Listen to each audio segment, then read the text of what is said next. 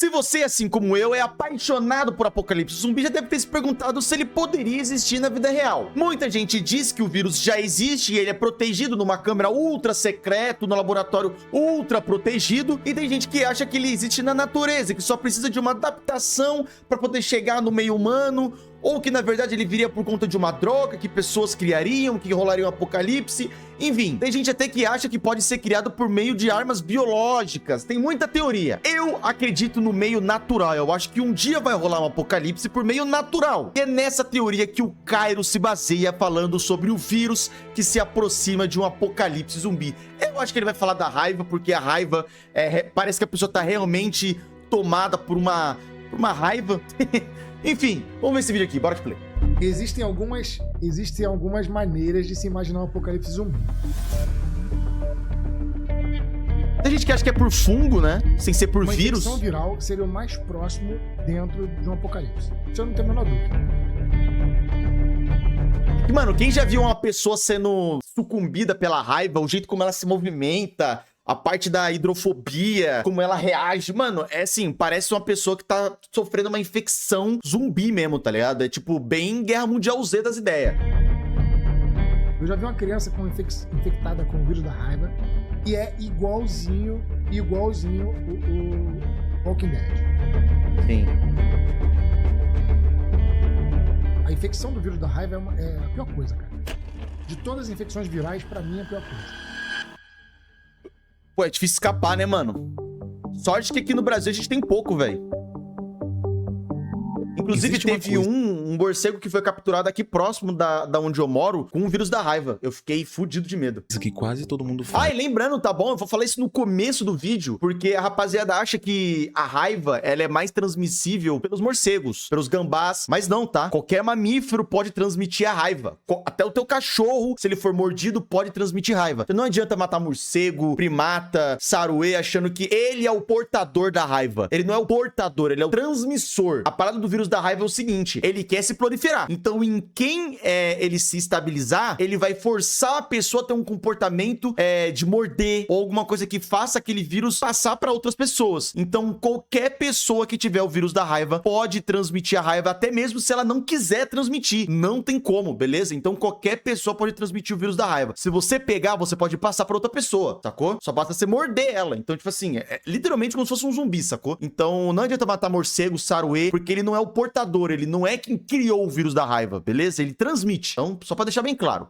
Depois de assistir um filme, uma série ou qualquer história de zumbis, em algum momento surge sempre a mesma pergunta. Será que isso poderia acontecer de verdade? Oi! E por mais absurdo que essa ideia pareça à primeira vista, quase toda a história de zumbi Ai, começa do não. mesmo jeito. Mas nesse filme, inclusive... Ai, credo. Vírus que sofreu uma mutação, uma... Aquele filme, esse filme aqui do Will Smith, ele não fala de zumbi, sabiam? Ele fala de vampiros. O do Eu Sou a Lenda. Eu Sou a Lenda fala sobre vampiros. Não é um apocalipse zumbi, é um apocalipse vampiro. Tipo Van Helsing. doença que escapou de um laboratório, um animal A infectado, série, né? ou simplesmente uma epidemia que saiu completamente do controle. É uma fórmula repetida há décadas, desde George Romero até obras mais recentes, como Extermínio e The Last of Us. Nossa, Extermínio eu queria muito Mas ver, velho. deixamos essa ficção de lado por um instante. Será que existe alguma doença real capaz de causar algo parecido? A ciência conhece alguns organismos que, pelo menos em parte, lembram esse conceito. O vírus Nipah, por exemplo, pode causar encefalite, mudanças profundas de comportamento, confusão mental e tem uma taxa de mortalidade altíssima em certos surtos. Só Nossa. que, felizmente, ele nunca conseguiu se transmitir de forma eficiente entre humanos. Amém. Já o Cordyceps, hoje muito mais conhecido por causa de The Last of Us. Mano, o que dá muito medo é que esses vírus podem se adaptar, tá ligado? É tipo, podem se modificar, rolar uma mutação. É igual, tipo o que aconteceu com o Covid, que teve aquelas mutações muito loucas lá. Pode acontecer a mesma coisa com esses vírus aí, velho. Real que Ainda mais se agora tá tendo esses derretimentos de geleira, aquecimento global e os caralho a 4, pode ter doença escondida nessas geleiras, tá, rapaziada? Pode ter vírus adormecido, congelado, com esses derretimentos de calotas polares e de grandes icebergs de gelo. Essa doença pode vir pra nós. Pode ter doença ancestral aí que tava adormecida nessas geleiras, que pode descongelar e vir pra nós essa porra aí, mano. A qualquer momento pode dar uma merda. o comportamento de Sem querer gerar alarmismo, obviamente, né? Mas é a realidade. insetos, transformando seus hospedeiros em marionetes biológicas antes de matá-los para espalhar seus esporos. Provavelmente é uma das inspirações mais impressionantes que a natureza já deu para a ficção. Mas, até onde a ciência sabe hoje, ele não representa nenhuma ameaça parecida para os seres humanos. Então a resposta seria não. Nenhum organismo real chega perto de um apocalipse zumbi. Essa Guerra Mundial Z é Na muito verdade, pica, viado. existe um. Ele não veio de um laboratório, não é recente. Existe há milhares de anos e está presente em praticamente todos os continentes do planeta. Infecta dezenas de espécies diferentes de mamíferos e consegue fazer algo que parece ter saído diretamente de um desses filmes de terror. Invade o cérebro, elimina o medo e aumenta drasticamente a agressividade, fazendo o hospedeiro atacar. Mano, ele tá usando muito morcego, mas eu já expliquei, o morcego não é quem criou a doença, tá? Ele é o vetor só, é que transmite. Outros animais. E usa justamente essas mordidas para continuar se espalhando. Esse vírus existe. E o nome dele é raiva. Mas se ele realmente consegue fazer tudo isso, por que nunca vimos nada parecido com isso acontecer de verdade? Pô, quando eu descobri que eu sou a lenda vampiro, eu fiquei entender melhor. xerecão, velho.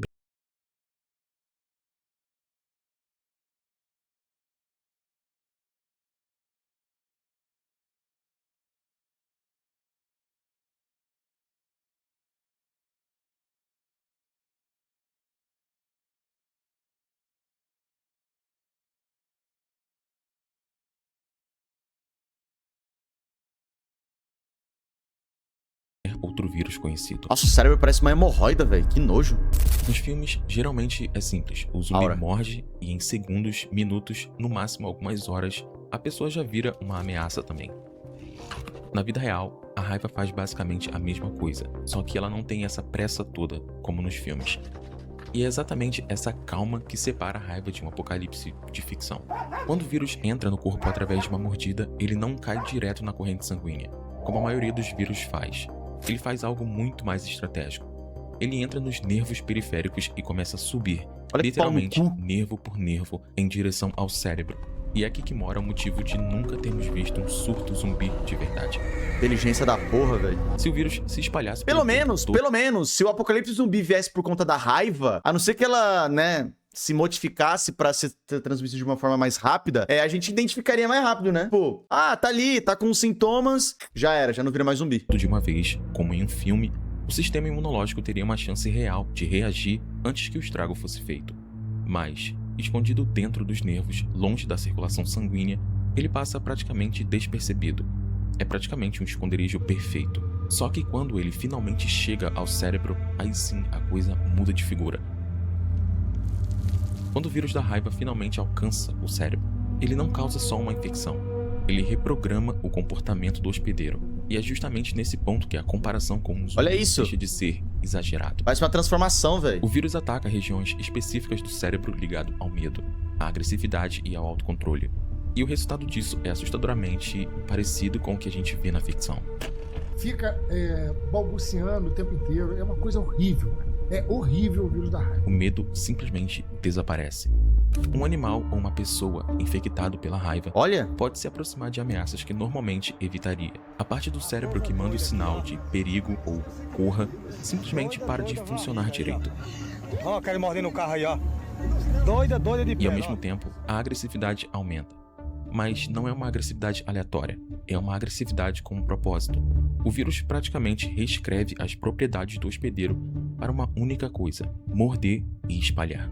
É o próprio vírus manipulando o inclusive, mano, o morcego, ele é um pouco mais fácil de identificar, entre aspas, porque você pode ver pelo comportamento dele, que é noturno. Durante o dia, ele não aparece. Então, se durante o dia você estiver vendo um morcego voando, muito ativo, é um alerta. É um alerta de que ele, tipo assim, um comportamento anormal de uma espécie, por exemplo, ele é noturno e tá aparecendo de dia. Ele é diurno e tá aparecendo à noite, pode significar que ele pode estar com algum problema. E normalmente pode ser raiva, porque o vírus, ele tá mandando praticamente, ele tá mandando ele sair.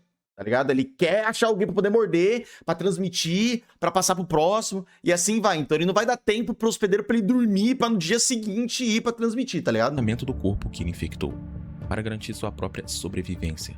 Igualzinho ao Cordyceps controlando aquelas formigas, aquelas aranhas, aqueles insetos. Só que dessa vez em mamíferos, em cachorros, em morcegos e às vezes em pessoas.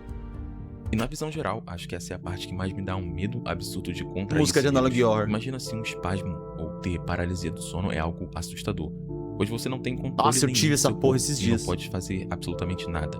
Imagina estar consciente disso e mesmo assim saber que você está à mercê do vírus. Mesmo que você pense em fazer uma ação, mesmo que você mande impulsos nervosos para o seu cérebro fazer um movimento simples como, sei lá, levantar um braço, virar o pescoço ou mexer um dedo, ele simplesmente não te obedece. Pois mesmo que o corpo seja seu, quem controla agora é o vírus. Você só virou uma casca consciente para ele se reproduzir. Você pode ver esse exemplo em The Last of Us. Alguns infectados pelo Cordyceps, até mesmo quando te atacam, dá pra perceber que eles pedem ajuda pra você. Em várias Sim. situações você se depara com isso. É muito triste, velho.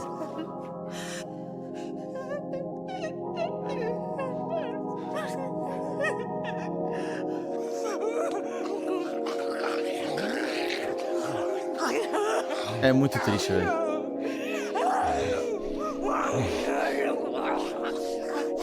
E isso me dá uma agonia surreal, cara. Até de Peitinhos! imaginar é algo macabro. Peitos. Nesse episódio onde a Ellie encontra o filho da comandante lá que tava perdido, eu não lembro o contexto, ela se depara com várias pessoas que estão vivas, conscientes e agonizando enquanto os esporos e as raízes do Cordyceps tomam conta do corpo deles. Com a mente deles funcionando e sabendo que não podem fazer nada, a não ser esperar uma eternidade pro corpo e o cérebro sucumbir ao vírus. É claro que, na ficção, isso é levado a um extremo dramático, pois a raiva real não replica exatamente desse jeito. Sim. Na vida real, a consciência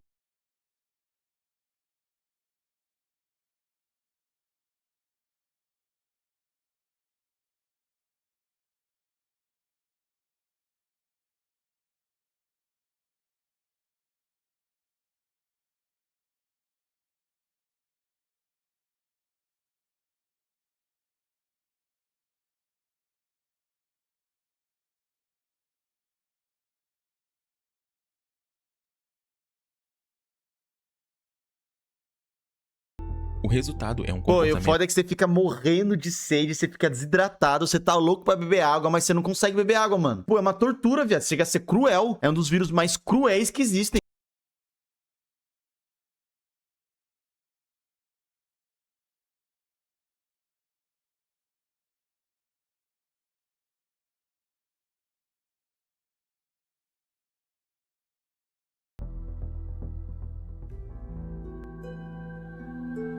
Hoje, quase 60 mil pessoas morrem de raiva por ano no mundo, e a esmagadora maioria desses casos está concentrada em 2 lugares, na Ásia e na África. A Índia sozinha é responsável por praticamente 1/3 de todas as mortes por raiva do planeta, o país com o maior número de casos do mundo. Por causa dos E macacos, né, mano? Porque os caras, nossa, eles socializaram muito os primatas, os macacos no caso. E aí, porque deram comida, eles vão muito pra feira. Ó o Batman. Aí eu acho que deve estar problema por causa disso. Não é porque o vírus lá é mais forte ou tem uma mutação diferenciada. É simplesmente uma questão de escala e estrutura.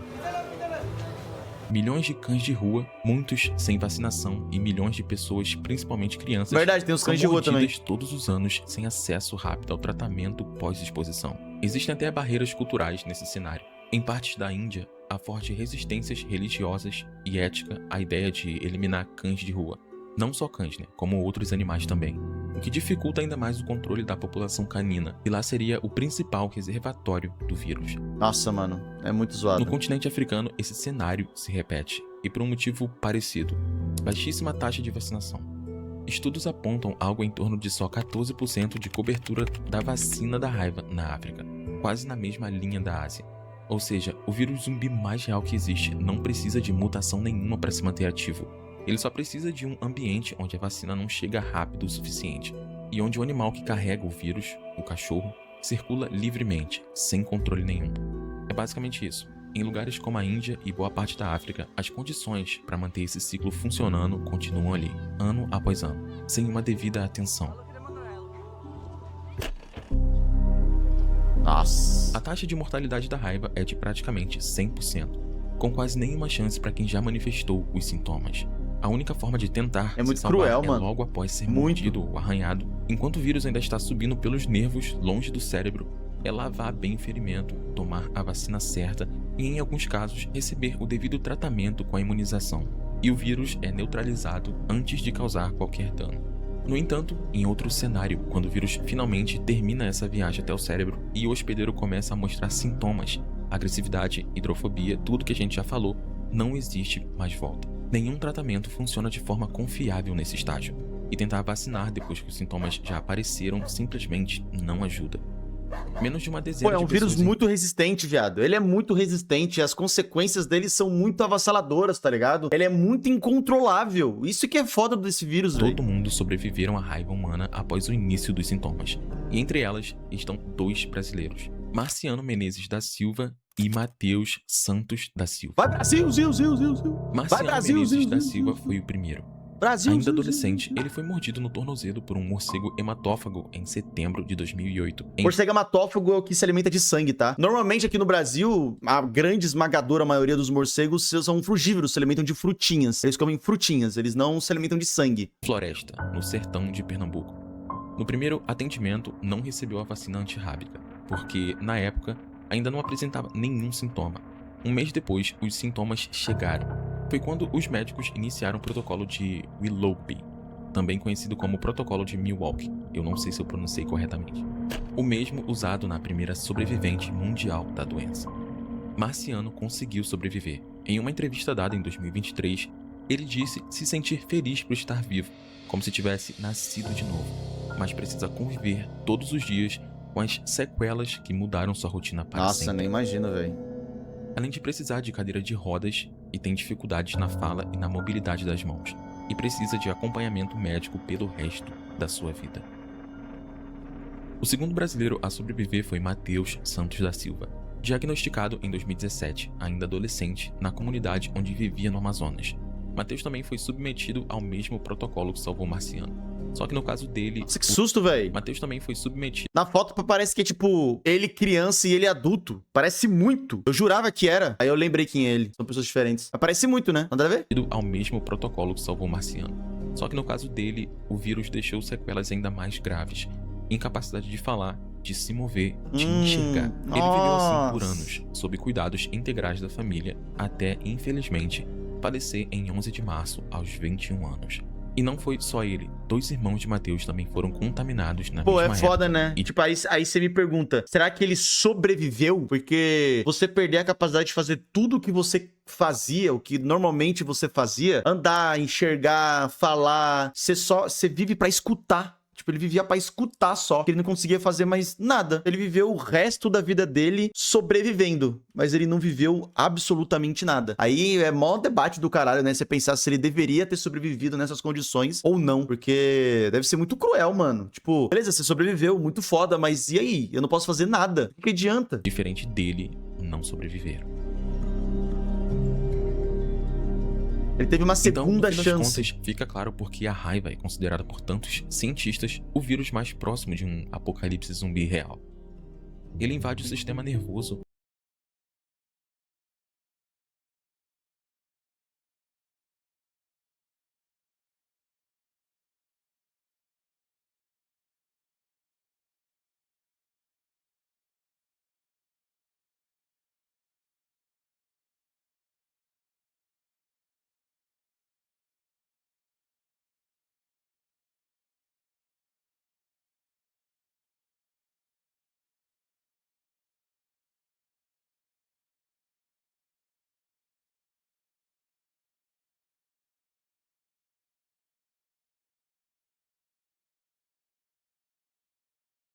Certeza. E a gente vai ser o motivo da nossa própria ruína. Se não fosse pela nossa ambição, não teria evolução global, as geleiras não estariam derretendo, o nível da água não estaria subindo e uma provável próxima pandemia por conta dos vírus supostamente adormecidos das geleiras não poderia acontecer. Isso tudo é supostamente, tá, gente? Não é alarmismo, não. É uma possibilidade. Pode acontecer sim. Tipo, não é impossível acontecer não foi um apocalipse zumbi, nem nada que vai extinguir a humanidade, mas que pode ter uma pandemia, uma epidemia por conta de doenças escondidas em geleiras. Mano, não tô zoando não, pode acontecer mesmo. mas nem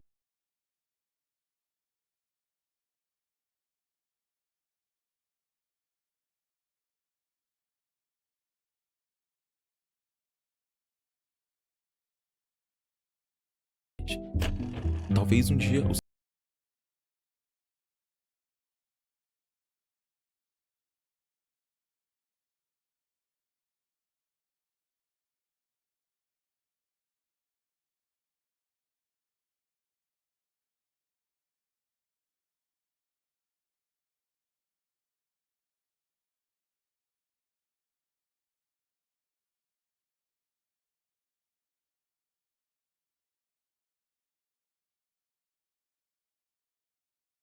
Eu Aqui foi o fico Kairos. assustado com o futuro da humanidade, com tanta ganância que a gente tem em extrair, produzir e dinheiro e renda e capitalismo, porque infelizmente, mano, a gente tá abusando muito da boa. Eu não acho que a natureza seja um ser ciente que conscientemente irá destruir o planeta porque a gente tá abusando dela.